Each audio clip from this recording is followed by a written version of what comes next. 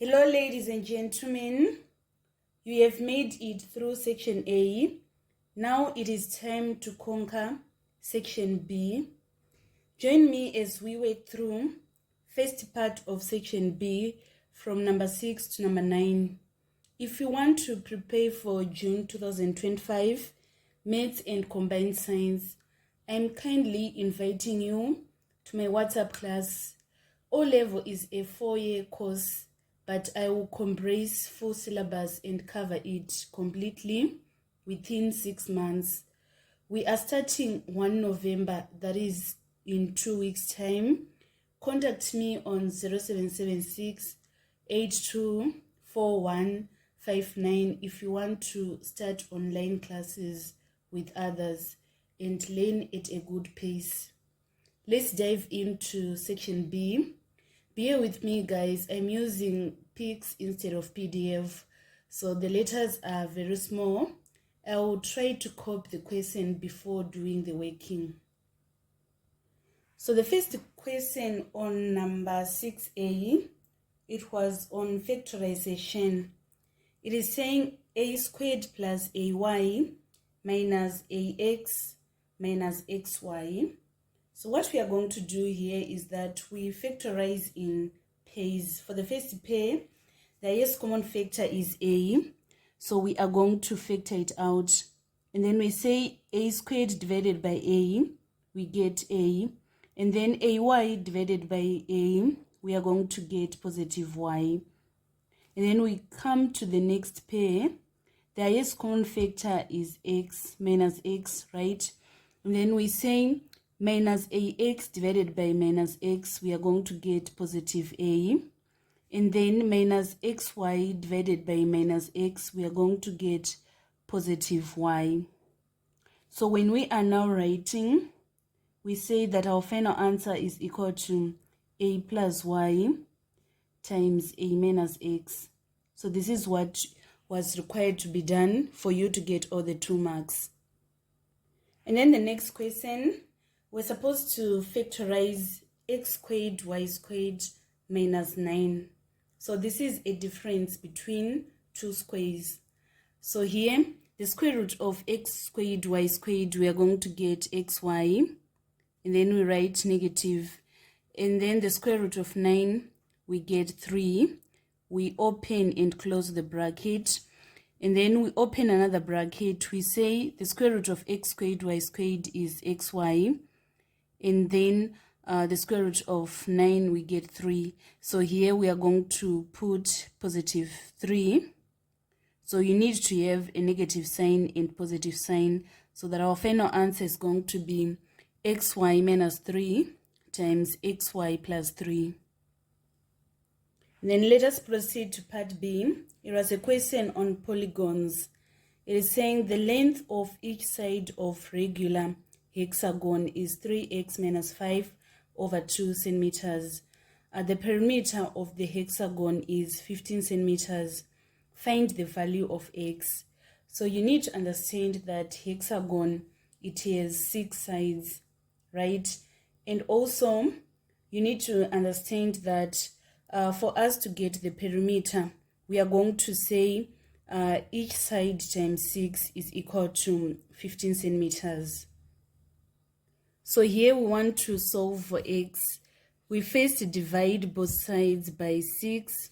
So we come here, we divide by 6, right? So that we now have 3x minus 5 over 2 is equal to 15 over 6. And then we do the cross multiplication. 6 is going to multiply 3x minus 5.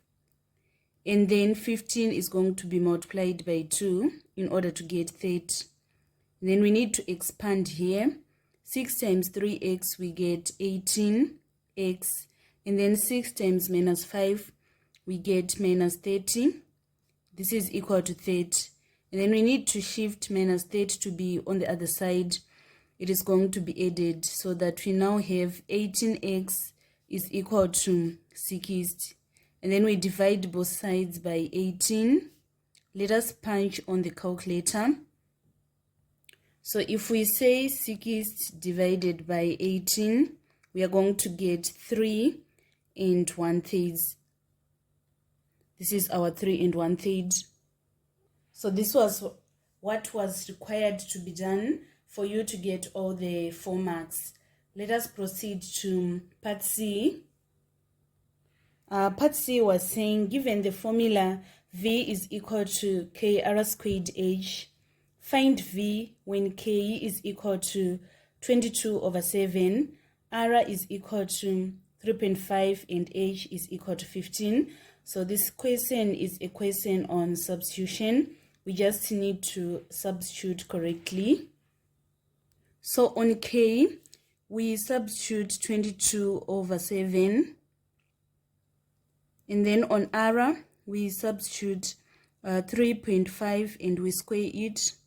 And then on H, we are going to substitute 15. So let us punch this on the calculator. We are saying 22/7 times 3.5 squared times 15. We are going to get our final answer is 577.5. So by doing this, you obtain the 2 marks on C part 1. Let us proceed to C part 2. C part 2 is saying express R in terms of K, V, and H, 2 marks. So here we are supposed to make R the subject of formula. So the first step is that we are going to divide both sides by KH. We come here, we divide by KH, right? So this K cancel this K, this H cancel this H. And now we are now having R squared is equal to V over KH, right? And then after that, we multiply both sides by to the power of half in order to remove this squared. So what we have done at the right side is what we are going to do with the left side. And then when we are saying to the power of half, it is the same as saying the square root of V over KH.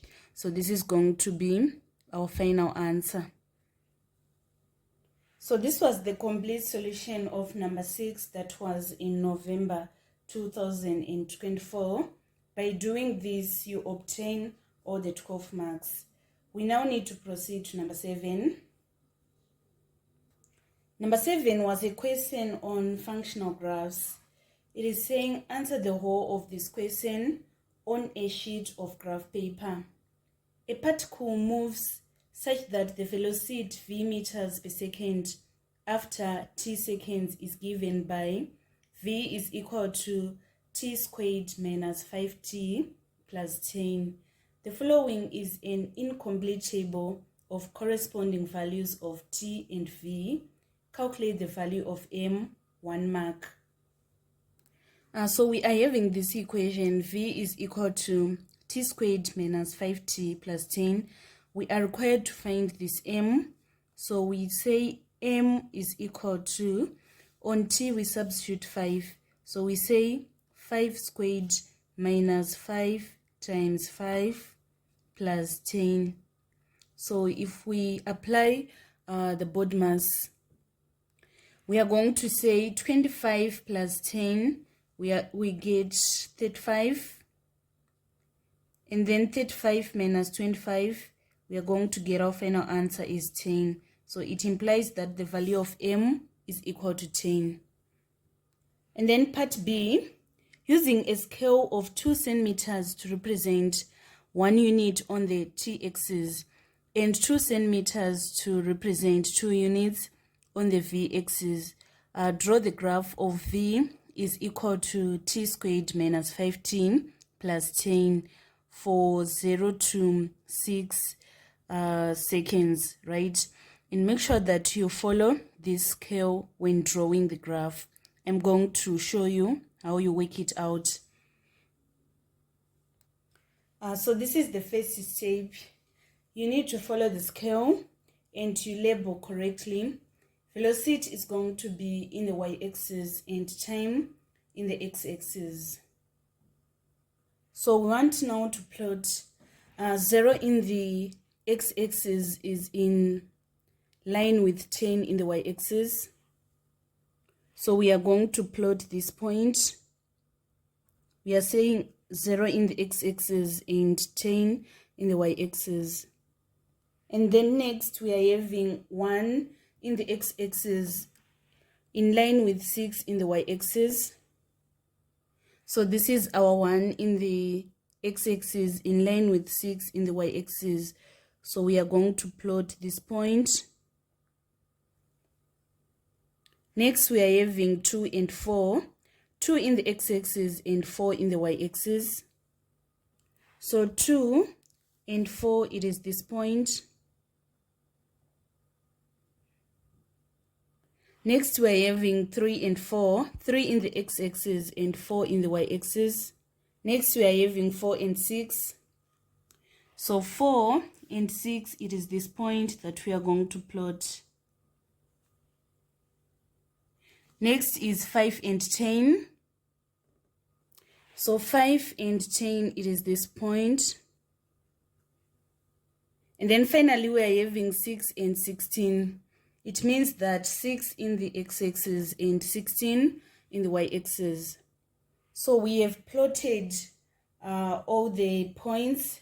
We now need to draw a smooth curve that is going to join all these points together. So this is going to be our curve. Make sure that you don't forget to label. You need to write here that V is equal to t squared minus 5t plus 10. And then on part C, use the graph to find minimum velocity reached by the object. So here we are going to write the y-coordinate of the turning point. So let me show you how to do it. So the y-coordinate of the turning point is 3.8. So that is going to be the minimum velocity. So we are going to write that the minimum velocity is equal to 3.8 meters per second. And then on part 2, we are required to find the acceleration at t is equal to 1. So the same way we calculate the gradient is the same way that we are going to calculate the acceleration. So this is our t is equal to 1. We are going to draw a tangent that is in line with t is equal to 1. So this is our gradient. We need to find any 2 points that are lying on that tangent, right? So I'm going to take this coordinate. We are having 1, 2, 3, 4. It is 0.4 in the x-axis and 8 in the y-axis. And also we are having this 1 and 6. So I'm going to use these 2 coordinates in order to find the gradient. So we are saying change in y over change in x. So it is 8 minus 6 over 0.4 minus 1. 8 minus 6, we are going to get 2. And then 0.4 minus 1, we are going to get minus 0.6. So we then say 2 divided by negative 0.6. We are going to get this as our answer, which is minus 3 and a third. So here we are going to get our acceleration is negative 3 and a third meters per second squared. Make sure that you don't forget to mention the units. And then on part 3, the range of values of t when velocity was less than 7 meters per second. So this is our 7 meters per second. Let us draw a broken line here so that we can see clearly where we are having a range that is less than 7 meters per second, right? So this is going to be our range from this point to this point. So when it is less than 7 meters per second, it is from this point to this point. So this point is 0.7 and this one is 4.3.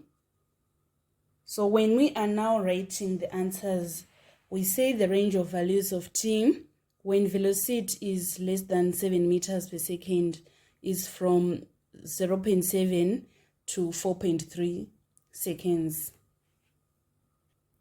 And then next, which is the last part of the question, it is requiring us to find the distance traveled by the particle from t is equal to 2 to t is equal to 4. So when we are required to find the distance traveled by the particle from t is equal to 2 to t is equal to 4, we need to go and label on our graph where we are having that region. So here, this is our t is equals to 2, and this is our t is equals to 4. So this is going to be our maximum, because here we are having that 10. Our graph is starting at 10. So we can't proceed for our graph to be above 10. So it is this region that we are supposed to find the area, because when it comes to velocity time graph, the distance traveled is equal to area under the graph. So here we want to find the area between t is equal to 2 and t is equal to 4. So can you see that this is roughly a trapezium? So we are just going to find the area of a trapezium. So area of trapezium is half a plus b times height. So our a, we are going to take this distance from this point to this point. We are going to say it is equal to 10 minus 6, which is equal to 4 units. And then here we say 10 minus 4, which is equal to 6 units, right? And then our height, we are going to say it is 4 minus 2, which is equal to 2 units. So we need to substitute correctly. We are going to say it is equals to half times 6 plus 4 times 2. So if we say half times 10, we get 5. 5 times 2, we are going to get 10. So it implies that our answer is going to be 10 meters.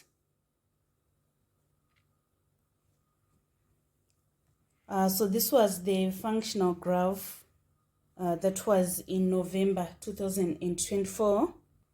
And these were the weighted solutions using that graph, which I previously showed you. So that was all about number 7. Let us proceed to number 8. Number 8, it was a question on statistics. It is saying the table gives the frequency of marks obtained in a mathematics test by a class of 100 learners. Answer this part of the question on a sheet of graph paper using a scale of 2 centimeters to represent 10 units on both axes. Draw a frequency polygon for the distribution. Number 8, the table gives the frequency of marks obtained in a mathematics test by a class of 100 learners. So we are having from 0 to 10, we are having 7 students. 10 to 20, we are having 13. 20 to 30, we are having 31.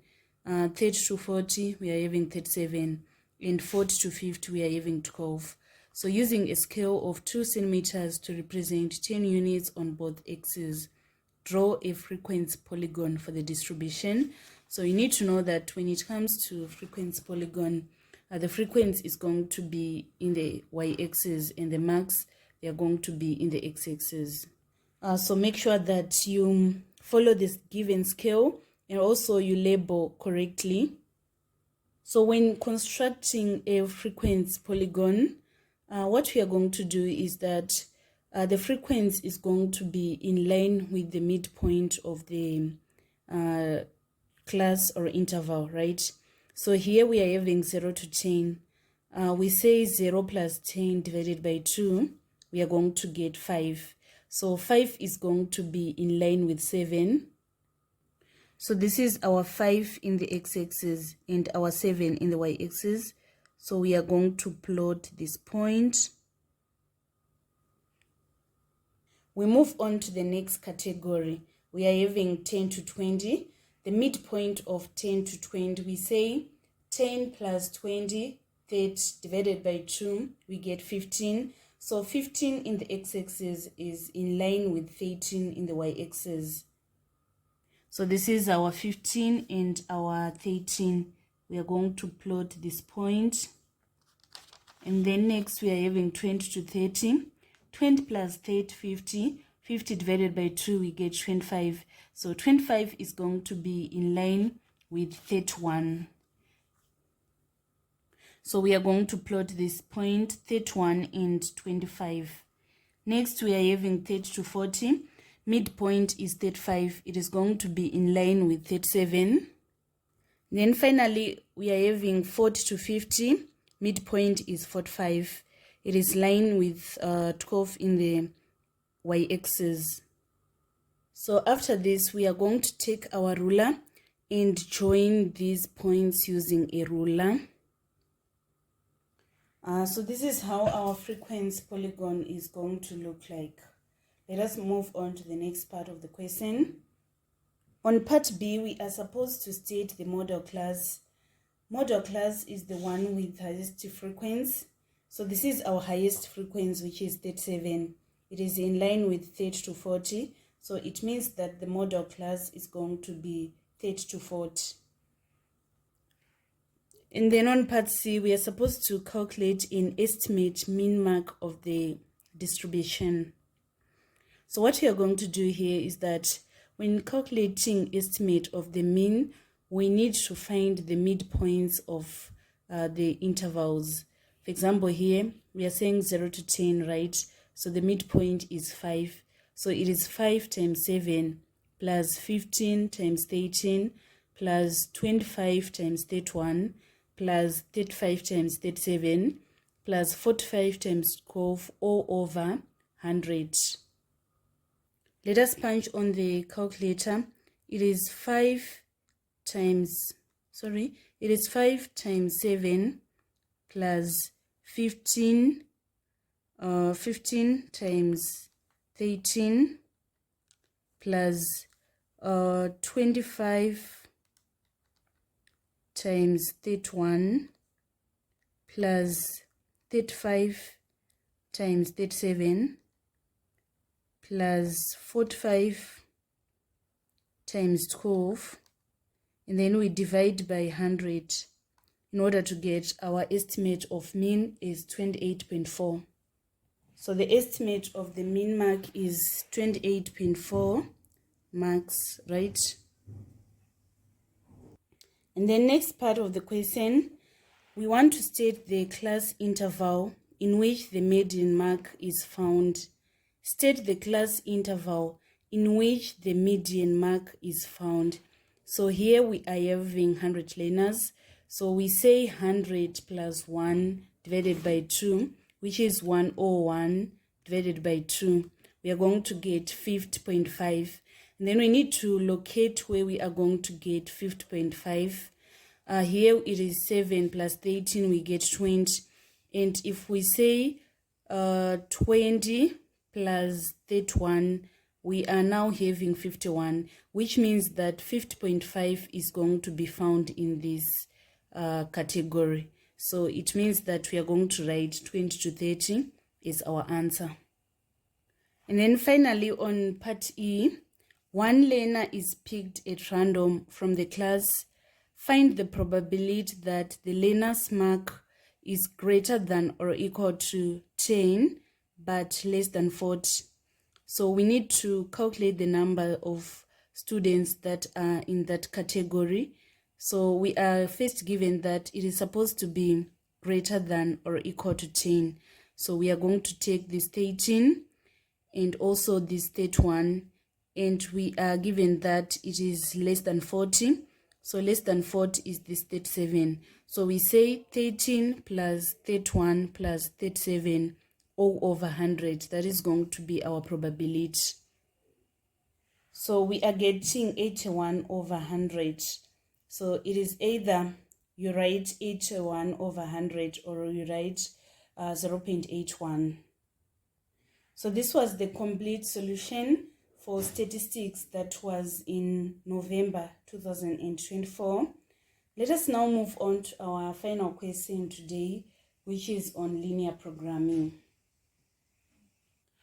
Number 9, a dressmaker specializes in making trousers and skirts for school uniforms. He has 18 meters of cloth. Let X be the number of trousers and Y be the number of skirts produced.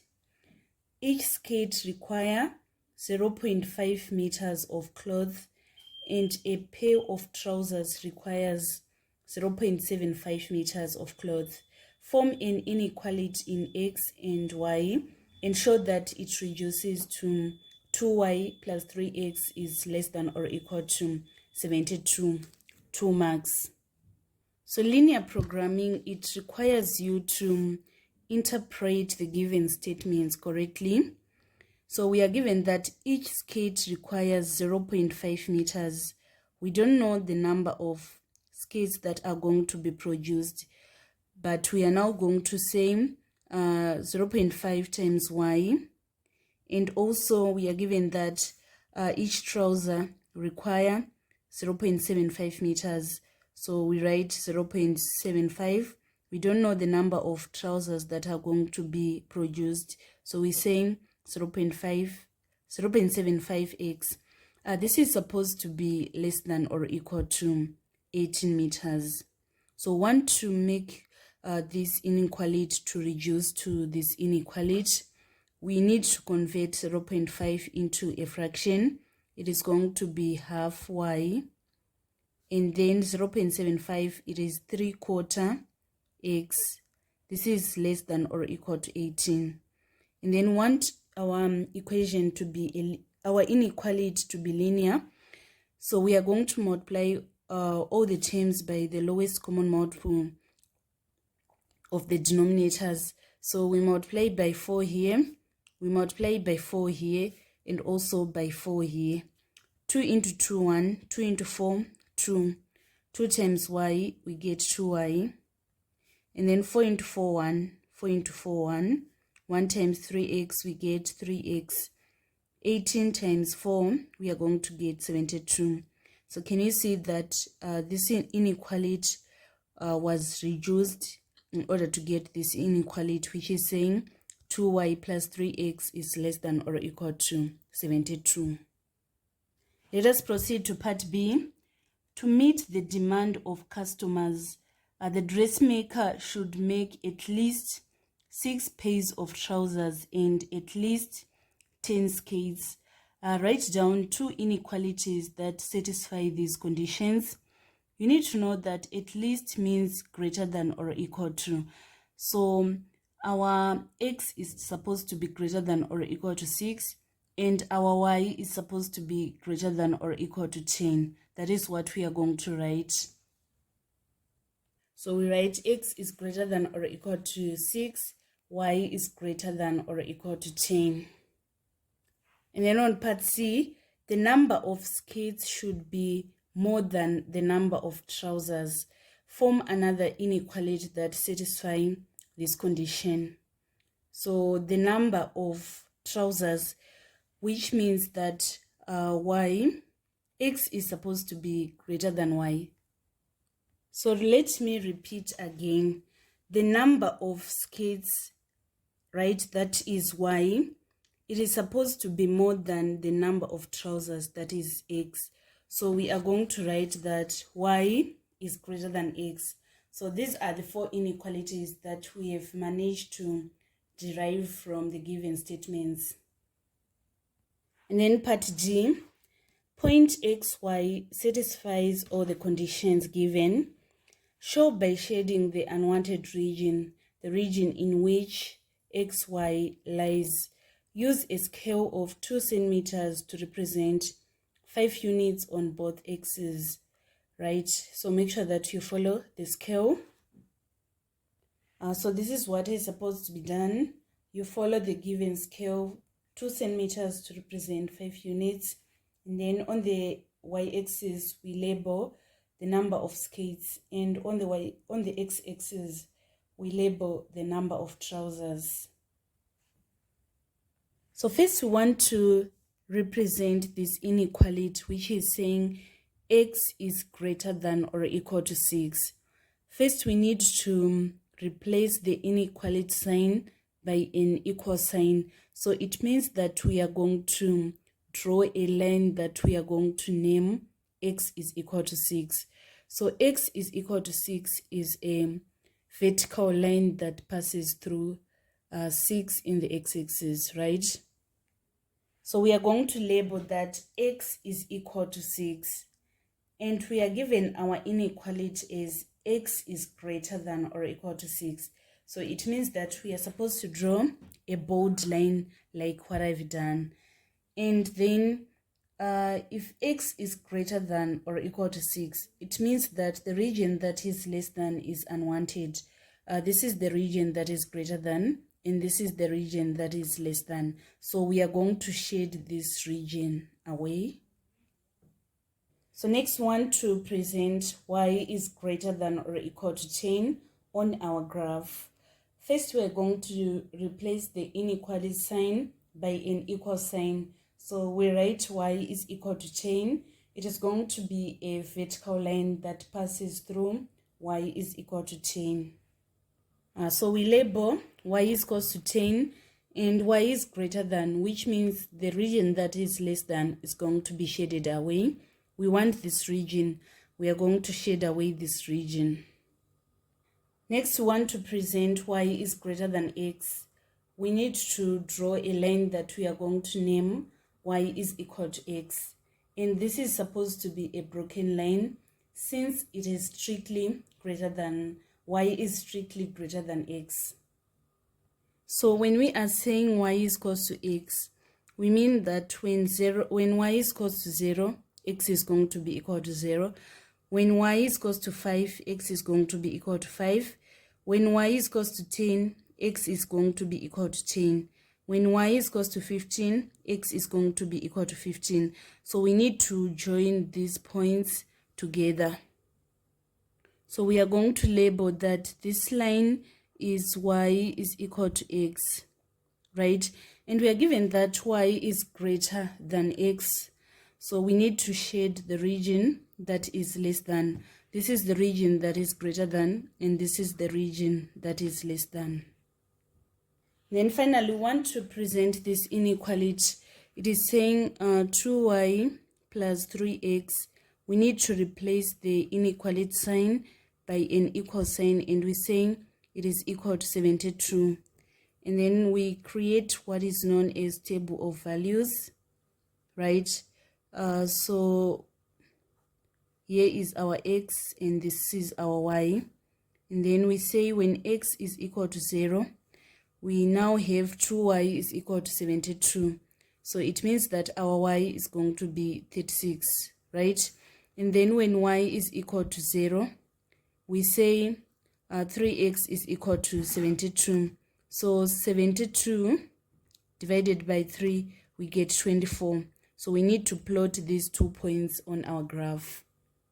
So we are saying that when x is equal to 0, y is equal to 36. So this is the point that we are going to plot, this point.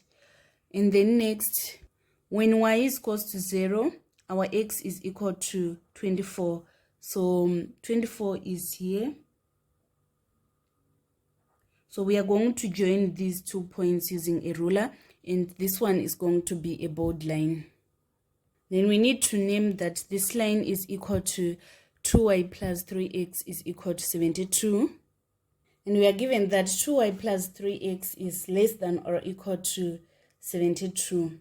So it means that the region that is greater than is unwanted region. So we are going to shade this region away. So this is going to remain as our wanted region. And then last part is saying each skate makes a profit of $120 and each pair of trousers makes a profit of $300. Calculate the maximum possible profit the dressmaker can get. Let me read the question again.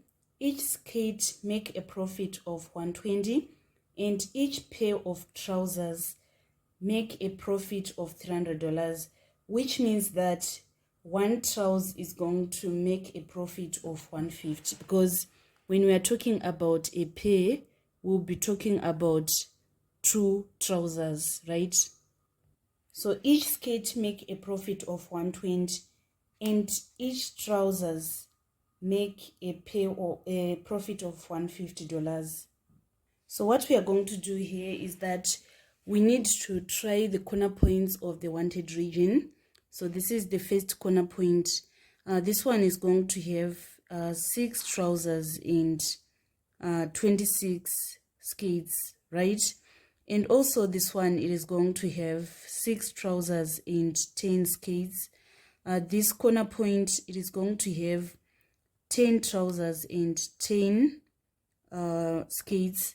And then finally we have this corner point, it is having 14 trousers and 14 skates. So we are going to find our maximum profit using these corner points of the wanted region. So here we said 1 trousers is equal to $150. So it is 6 times 150 plus 26 times 120. Let us punch on the calculator. 6 times 150 plus 26 times 120. Here we are going to get a profit of 4,020. And then let us move to the next combination. It is 6 times 150 plus 10 times 120. So we say 6 times 150 plus 10 times 120. Here we are going to get a profit of 2,100, right? And then here we are having 10 trousers and 10 skates. So it is equal to 10 times 150 plus 10 times 120. Here we are going to have a profit of 2,700. We say 10 times 150 plus 10 times 120. And then lastly, we say 14 times 150 plus 14 times 120. Let us punch this on the calculator. 14 times 150 plus 14 times 120. We are going to get our final answer is $3,780. So the question was saying, calculate the maximum possible profit the dressmaker can get. So we are going to select 4,020. So the maximum possible profit is going to be $4,020. So this marks the end of our tutorial today on first part of section B. Let us wind off our series tomorrow, where we are going to cover number 10, number 11, and number 12. Thank you so much, guys, for following me on this channel. Please don't forget to subscribe, like, and share my videos. I love you all. This is Eve signing out.